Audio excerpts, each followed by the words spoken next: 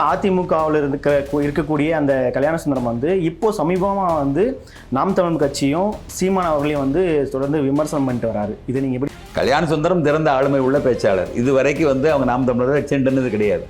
அதேபோல் நாம் தமிழர் தரப்பும் அண்ணாதிமுகவை சென்றுனது கிடையாது. எடப்பாடி தலைமை சென்றுனது கிடையாது. சாட்டை துரைமுருகன் போன்றவர்கள் கல்யாண சுந்தரத்தை சீண்ட, கல்யாண சுந்தரம் அதற்கு பதில் கொடுக்கின்ற வகையில் அவர் இந்த பகுதியை சீண்ட இப்பொழுது எதிரும் புதிருமாக மோதிக்கொண்டிருக்கிறது. இது எது அப்படின்னு கேட்டீங்கன்னா, திராவிட முன்னேற்றக் கழகம் நடத்தக்கூடிய ஒரு பெரிய நாடகம்.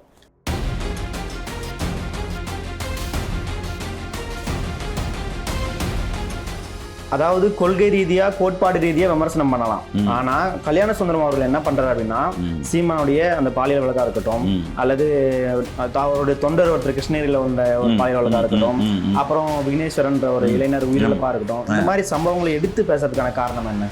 ஒரு பாலியல் குற்றச்சாட்டுகளையோ அல்லது வந்து தனிப்பட்ட விமர்சனங்களை வைப்பதாக இருந்தால் கலைஞர் காலத்திலிருந்து யாரையும் விட்டு வைக்க முடியாது.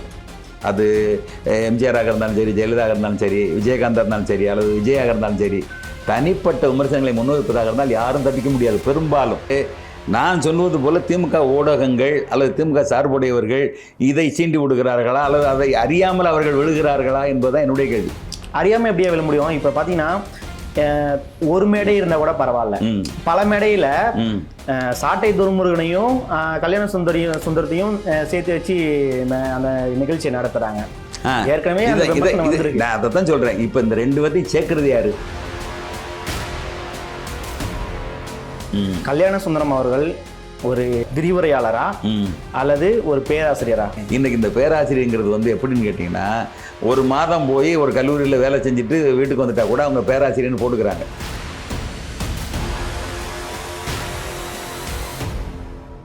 இதுக்கு முன்பு தேர்தலில் பார்த்தீங்கன்னா திமுக வர்சஸ் அதிமுக, அதன் பிறகு சீமான் வர்சஸ் திமுக, சமீபமாக வந்து பார்த்தீங்கன்னா விஜய் வர்சஸ் திமுக அப்படின்னு இருந்துச்சு.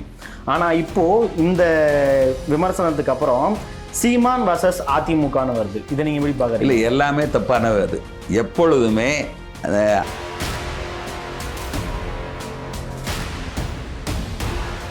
எதிரியை வரவிடாமல் தடுத்து நீங்கள் இருவரில் ஒருத்தர் தலைமையோ அல்லது உங்கள் ஆதரவானவர்கள் தலைமை பெற்றால் உங்களுக்கும் நல்லது, தமிழர்களுக்கும் நல்லது என்பதை சிந்திக்க வேண்டும் என்பதுதான் நடுநிலையான தமிழ் தேசியனுடைய நிலைப்பாடு. ஐயா, நீங்க சொல்றது தேர்தல் அரசியல், ஆனா சீமான் அவர்கள் கையெடுக்கிறது வந்து கொள்கை அரசியல் தானே கையெடுக்கிறாரு. கொள்கை அரசியல்னா பெரியார் போல இருந்துவிட வேண்டும்.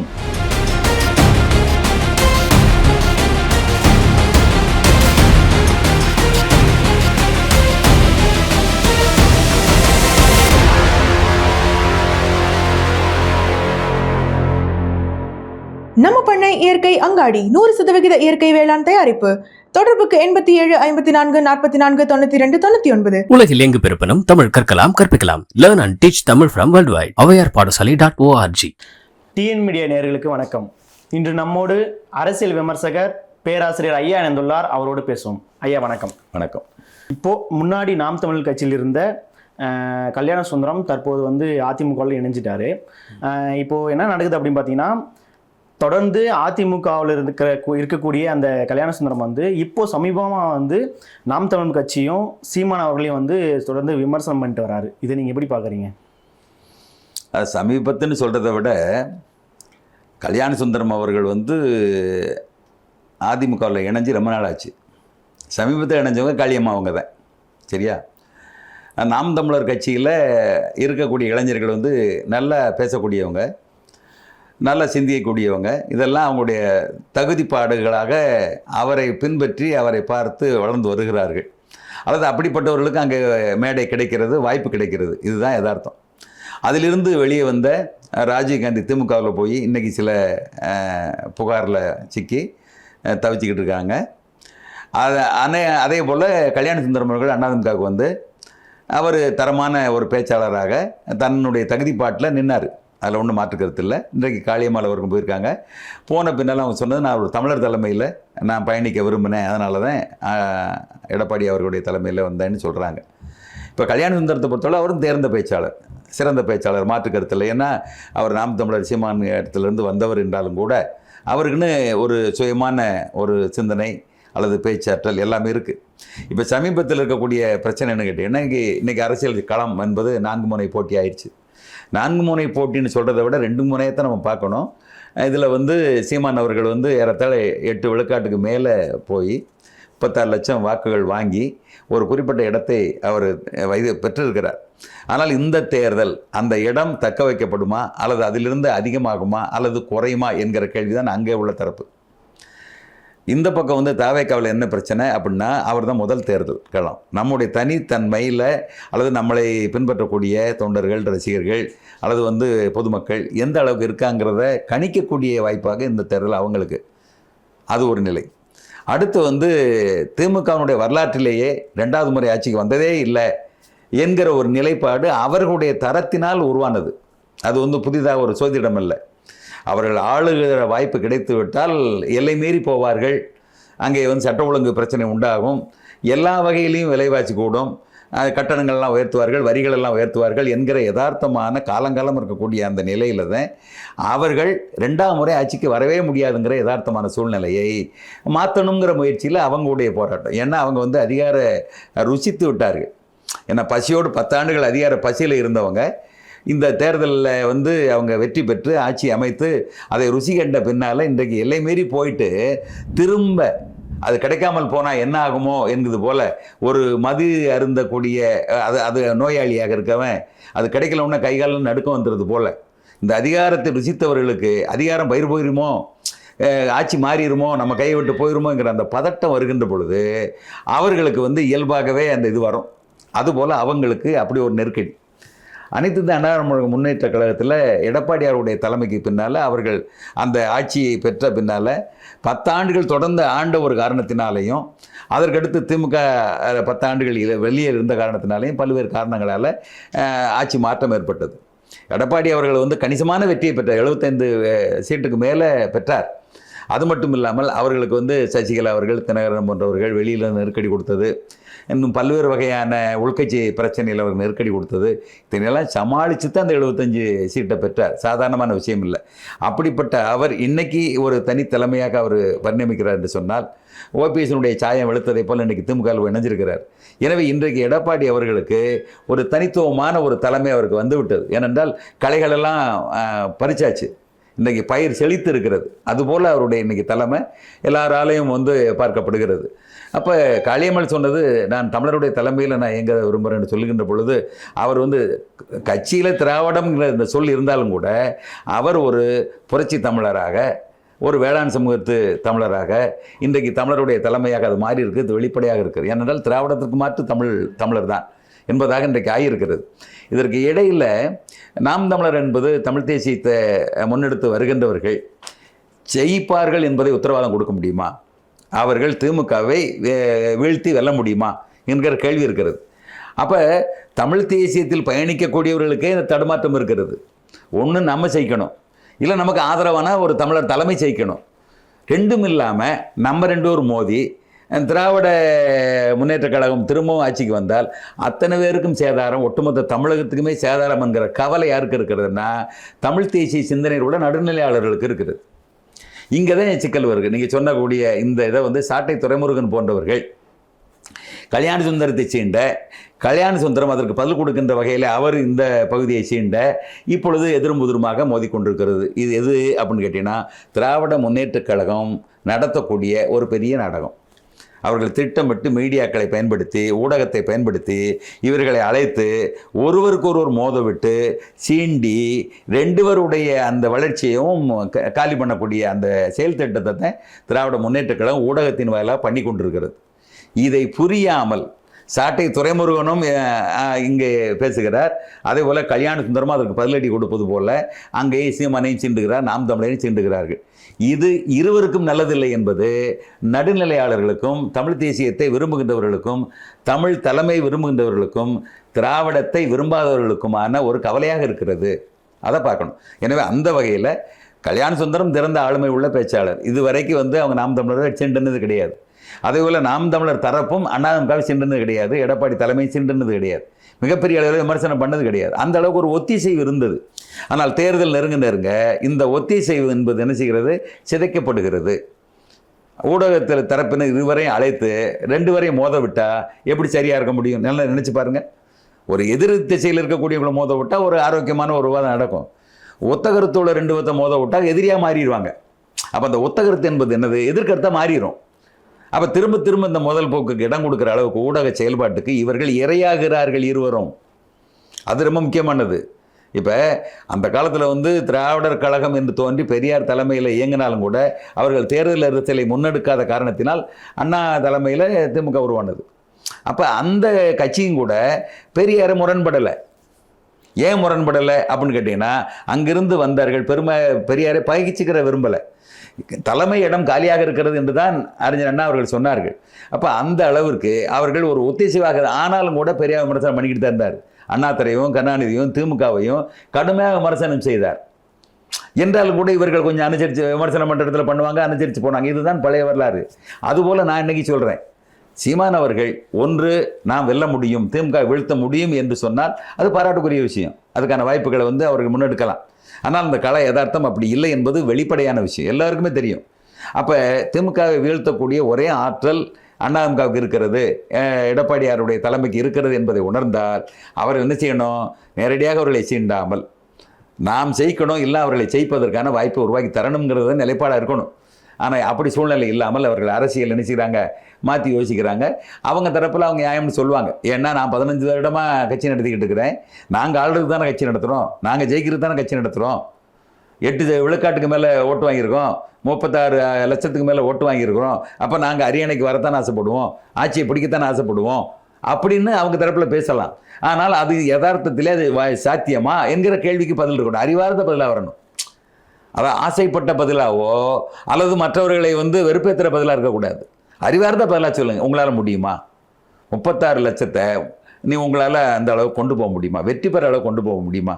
8% வந்துட்டீங்க. குறைஞ்சபட்சம் உங்களுக்கு தெரியும், கூட்டணி சேர்ந்து வச்சா கூட குறைஞ்சது 40 விழுக்காடு வந்தால் தான் ஜெயிக்க முடியும். சரிதானே? 2ஆம் இடத்துக்கு வர்றவங்க 35, 36, 37 இந்த இடத்துல தானே இருக்காங்க. அப்போ நீங்கள் 8 விழுக்காட்டிலிருந்து 10 தாண்டினால் பெரிது என்று சொல்லக்கூடிய சூழ்நிலையில், 15 தாண்டினால் பெரிது என்று சொல்லக்கூடிய சூழ்நிலையில் நீங்கள் வெற்றி வாய்ப்பை பெற முடியாது. அப்படி என்றால் உங்கள் அதிமுகவுடைய தமிழர் தலைமையில் உள்ள ஒரு ஆளு கட்சியாக வரக்கூடிய ஒரு வாய்ப்பை நீங்கள் என்ன செய்கிறீங்க? தட்டி விடுவது போல இந்த செயல்பாடு ஆகாதான்னு என்ன செய்கிறாங்க? தமிழ் தேசியத்தை விரும்புகின்ற நடுநிலையாளர்கள் கேட்கிறார்கள். அந்த கேள்விக்கு நாம் பொறுப்புள்ளவர்கள் பதில் சொல்லி ஆகணும்.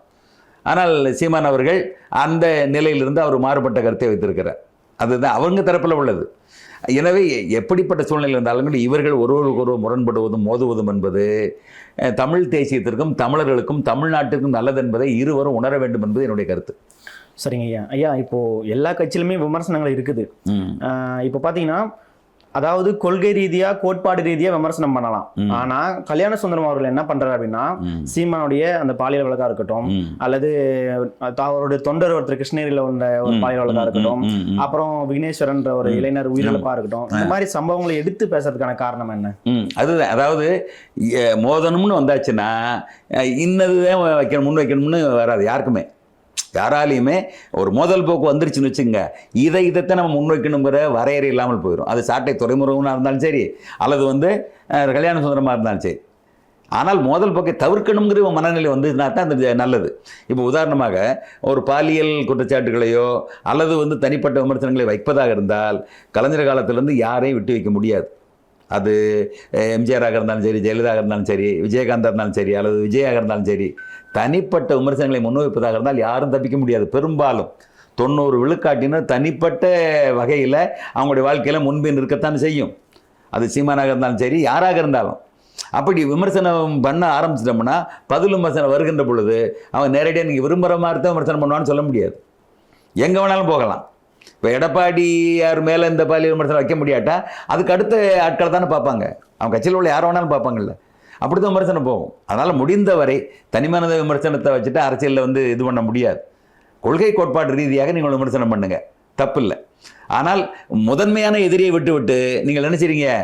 துணைமையாக கருதக்கூடிய ஒரு தலைமைகளை அல்லது வந்து நபர்களை நீங்கள் விமர்சிக்க நினைப்பது என்பதுதான் இருவரும் சேர்ந்து எதிரிக்கு இடம் கொடுப்பதாகத்தான் நான் கருதுகிறேன். சரிங்க ஐயா. ஐயா இப்போ பார்த்தீங்கன்னா விமர்சனம் பண்ணலாம், அதுக்குன்னு ஒரு காலகட்டம் இருக்கு. ஆனா இப்போ இதுக்கு முன்னாடி பார்த்தீங்கன்னா கல்யாண சுந்தரம் அவ்வளோ விமர்சனம் பண்ணதில்லை. நாம் தமிழர் கட்சி வெளியே வந்துட்டாரு, அதிமுகவில் இருந்தாரு, சீமானம் பற்றிய நிலைப்பாடெல்லாம் சொல்லிட்டு இருந்தாரு. அவரால் தான் வளர்ந்தா அப்படின்ற மாதிரி ஒரு காரணம் சொல்லிட்டு இருந்தாரு. ஆனா இப்போ தேர்தல் பக்கத்துல நெருங்க தொடர்ந்து சீமானை மட்டுமே, நாம் தமிழர் கட்சியை மட்டுமே விமர்சனம் பண்றதுக்கான காரணம் என்ன? அதாவது அரசியல்ல காரணம் இல்லாமல் காரியம் இருக்காது, இது இயல்பான ஒரு விஷயம். அப்போ அவர் திரும்ப முன்வைக்கிறார்னா இதற்கு நான் சொன்னது போல திமுக ஊடகங்கள் அல்லது திமுக சார்புடையவர்கள் இதை சீண்டி விடுகிறார்களா அல்லது அதை அறியாமல் அவர்கள் விழுகிறார்களா என்பதுதான் என்னுடைய கேள்வி. அறியாம எப்படியா விழ முடியும்? இப்ப பாத்தீங்கன்னா ஒரு மேடை இருந்தா கூட பரவாயில்ல, பல மேடையில சாட்டை துருமுருகனையும் கல்யாண சுந்தரத்தையும் சேர்த்து வச்சு அந்த நிகழ்ச்சியை நடத்துறாங்க.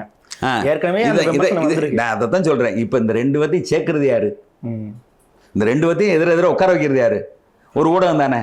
அப்ப அந்த ஊடகத்துடைய நோக்கம் என்ன? இதுதான் நான் சொல்றேன்.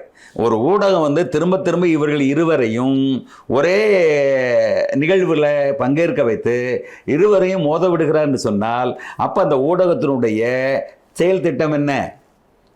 அது யாருடைய எண்ணத்தை நிறைவு செய்வதற்காக இந்த மாதிரியான ஒரு நிகழ்வை நடத்துகிறது?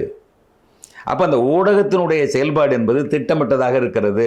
இவர்கள் இருவரையும் பங்கேற்க செய்து இருவரையும் மோத வைத்து இது எரிகிற நெருப்பில் எண்ணெய் ஊற்றி அதை என்ன செய்கிறாங்க, ரெண்டு இது மோசம்னு சொல்லி விட்டுட்டு எப்பயும் போல் அதுக்கு பரவாயில்ல இது என்று போல முடிவெடுப்பதற்கு வாய்ப்பு உருவாக்கி தருகிறார்களோ என்றுதான் என்ன தோன்றுகிறது. எனவே நான் சொல்கிறது அது துரைமுருகனோ அல்லது கல்யாண சுந்தரமோ இதற்கு இலக்காக கூடாது. திரும்ப எங்கள் இருவரையும் மோத விடுவதற்கு ஒரு ஊடகம் அழைக்கிறது என்று சொன்னால் இவர்கள் நிராகரிக்க வேண்டும் என்பது என்னுடைய கருத்து.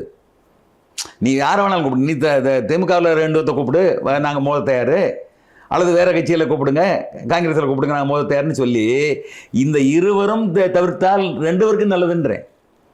அப்போ திட்டமிட்ட ஒரு ஏற்பாடு பண்ணி இவர்களை திட்டமிட்ட மோத வச்சு அதில் 2 பேரையும் காலி பண்ணுறதுக்கு ஒருத்தன் செயல் திட்டம் எடுக்கிறான்னா அப்போ நீங்கள் 2 பேரும் யோசிச்சு என்ன செய்யணும்? அதை தவிர்க்கணுமா, திரும்ப அதில் போய் இலக்காகி மாட்டணுமா என்பதான் என் கேள்வி. இதனால் பாதிக்கப்படுறது என்னன்னா கட்சி தானே பாதிக்கப்படுது. இல்லை, அப்போ கட்சி தலைமை கட்டுப்படுத்தணும். கட்சி தலைமையிலுமே இனிமே பேசாம இருக்காங்க. கட்சி தலைமை இனிமேல் இந்த மாதிரி இருவரும் ஒரே நிகழ்வுக்கு செல்ல வேண்டாம் என்பதாக அவர்கள் அறிந்து தடுத்திருக்கணும். ஒன்று இவர்களாக தவிர்த்திருக்கணும், இல்லை என்றால் அவர்களை அறிந்து தடுத்திருக்கணும். 2 தரப்பில் இல்லை என்றால் இது இப்போ நம்ம பேசுகிற அளவுக்கு உச்சம் தொட்டிருக்கிறது. அப்போ நம்ம பேசுகிற அளவுக்கு உச்சம் தொட்டிருந்தால் பொதுமக்களுடைய பார்வையில் இது நிச்சயமாக கேள்விகளை எழுப்ப விவாதத்தை உண்டு பண்ணும். அதுக்கு இடம் தரக்கூடாது என்பது என்னுடைய கருத்து.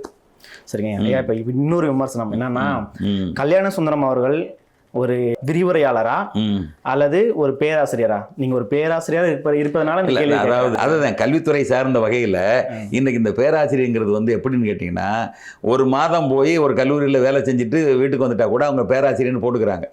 சரியா? அதுக்கு முன்னால் ஒரு பல்கலைக்கழகத்தில் பணி செஞ்சது தான் பேராசிரியர் போடணும், அல்லது ஒரு குறிப்பிட்ட ஆண்டுகள் பணி செய்ததில், அதுவும் நிரந்தர பணியில் குறிப்பிட்ட ஆண்டுகள் பணி செய்தது பேராசிரியர் போடணும். அது பல்கலைக்கழகத்தினுடைய வரையறைக்கு உட்பட்ட ஒரு விஷயம். ஆனால் இப்பொழுது அப்படி அல்ல. 1 மாதம் வேலை பார்த்தவங்க, 4 மாதம் வேலை பார்த்தவங்க, பல வருஷம் டெம்பரவரி வேலை பார்த்தவங்க அப்படின்னு பார்த்தீங்கன்னா எல்லாருமே பேராசிரியர் போட்டுக்கிறாங்க. யாரும் தடுப்பது கிடையாது.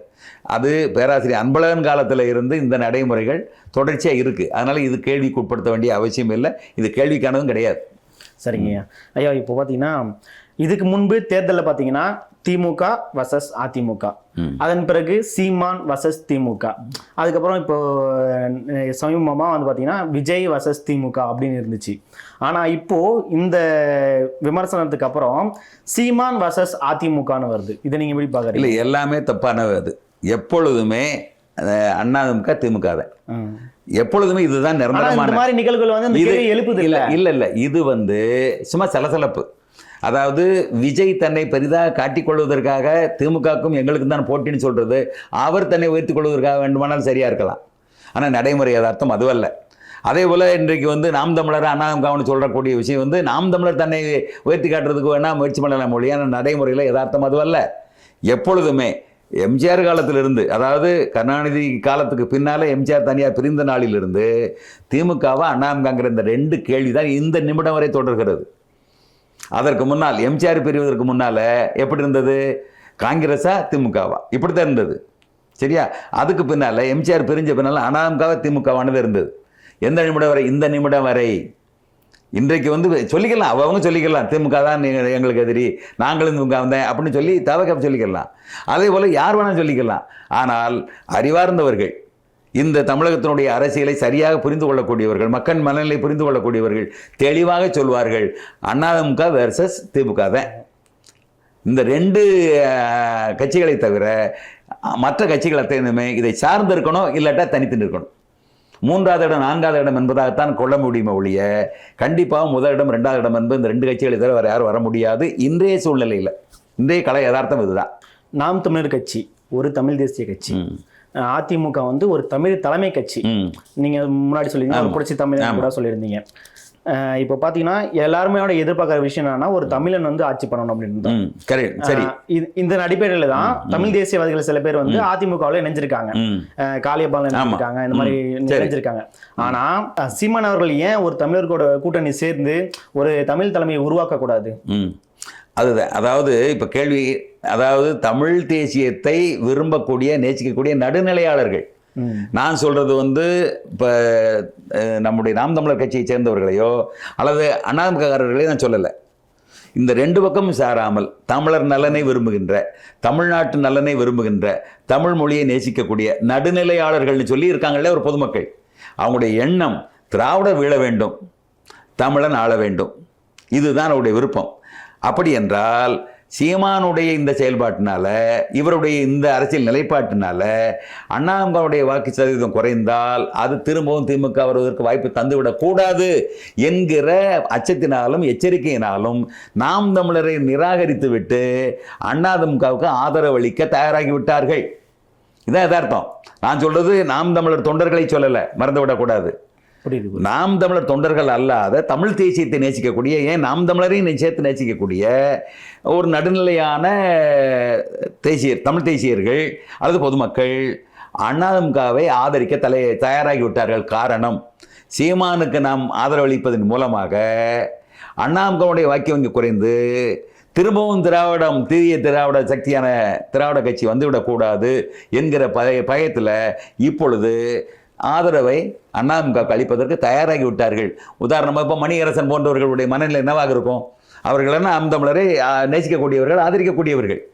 ஆனால் அரசியல் களத்தில், இந்த யுத்த களத்தில் நீங்கள் இருவரும் மோதிக்கொண்டு பொது எதிரியை நீங்கள் வந்து திரும்பவும் வர வைத்து விட்டால் நீங்கள் 2 பேரும் அழிவுக்கு செல்வது உறுதி. அது ரொம்ப முக்கியமானது.